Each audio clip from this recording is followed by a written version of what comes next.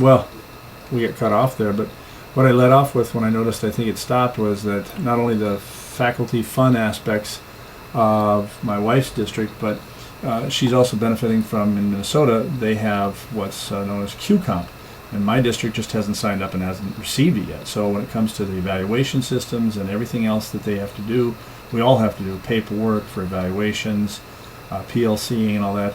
In her district, those tasks, which I have to do and don't get reimbursed for, they get reimbursed for with a QComp compensation. So those are elements about how a small district has really helped to remoralize the staff, the student, the faculty, and that kind of stuff. Beth, do you have any personal experience, connections, people you've known who have left the field of education because they got tired of the outside societal pressures or didn't like the direction of education?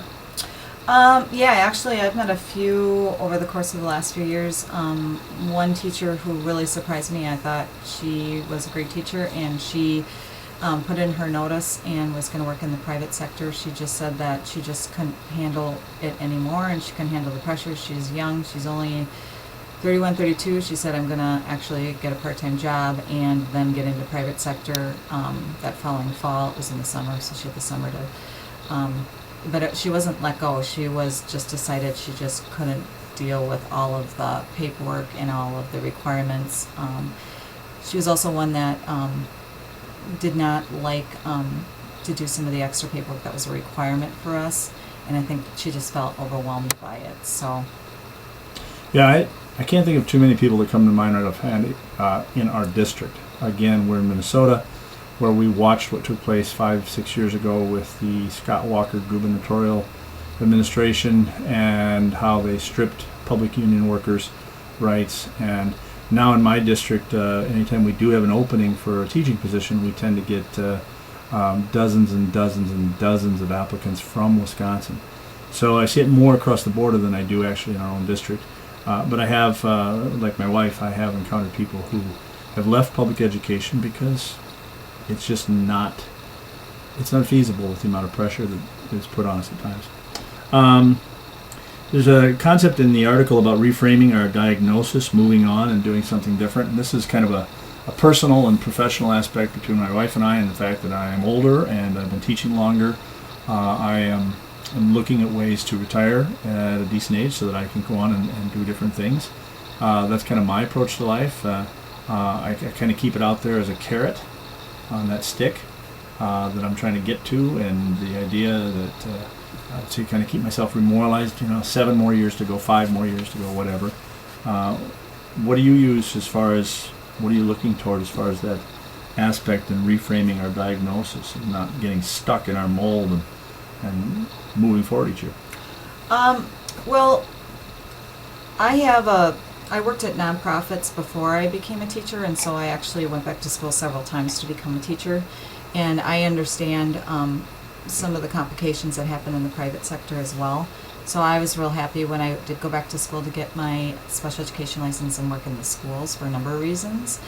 But for me personally, some people view special education like, oh my gosh, I can't believe you can do that, it's overwhelming. But I also look at it as maybe having a little bit more of options. There's a lot of different areas I can work in. I have a lot of certifications. So I know that if one certification doesn't kind of work out for me with one kind of disability area, I can go on to others.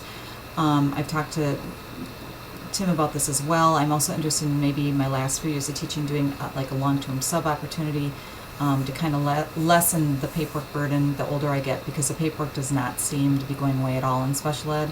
They, in fact, sometimes I feel like the paperwork is proven how you're teaching instead of just looking at the student and the families and interviewing them, which they would find out very positive feedback on. Instead, they look at a piece of paper to make sure you're doing what you're supposed to be doing, which is kind of crazy. I mean, that's a perfect segue into the next thing about data. And she's heard me complain about it for years. It's just the nonstop aspect. You're just saying how if you meet with parents, you can give them the positive, the negative, you can give them feedback. You can look them in the eyes and share the sincerity about how you're trying to educate the kid. Instead, public education has decided to lean on data, numbers. That drives me nuts. I hate it. I'm a lit teacher. I'm an English teacher. I like to get students thinking about vocabulary, words, phrases, concepts, experiences, ideas, how they express themselves, all kinds of stuff. And then I have to stop and think, data. Yeah, another thing with data is, I think that's kind of where the administration lays too, is that, we're going to take data this way, or we bought a new computer program, so you're going to do things like this. I think that was actually mentioned in this article.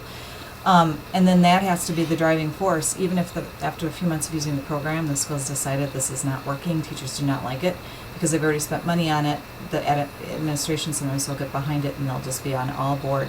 But I feel like sometimes they feel like that written, concrete paperwork is somehow justifying the whole school system, instead of just having those one-on-one conversations with parents, maybe doing parent surveys, looking where a student starts the beginning of the year at, looking at where they end, just real informal, formal data like that, instead of all of this paperwork stuff. Yeah. Everything's gone to online analysis and data. The last thing within the article that we needed to touch base on is, and this is another constant frustration, is I'm fortunate in the position that I hold, as you've probably read in some of my responses to things. I have a lot of flexibility because I'm teaching both a concurrent collegiate class as well as a high school class. It's a dual credit thing for the most part, and then I also have gen ed classes. I have worked with special needs students in EBD classrooms as well, and that, but I have a lot of flexibility, partly because of my experience in the district and some expertise with my given field, both a master's in English and in my in education. So I'm fortunate that, but a lot of people face that they have to constantly teach to state-mandated ideas, materials coming from school boards, whether or not they can teach that. I don't face a lot of that, but I know a lot of people that do. They can't teach of mice and men in 2018-19 because it's controversial or something.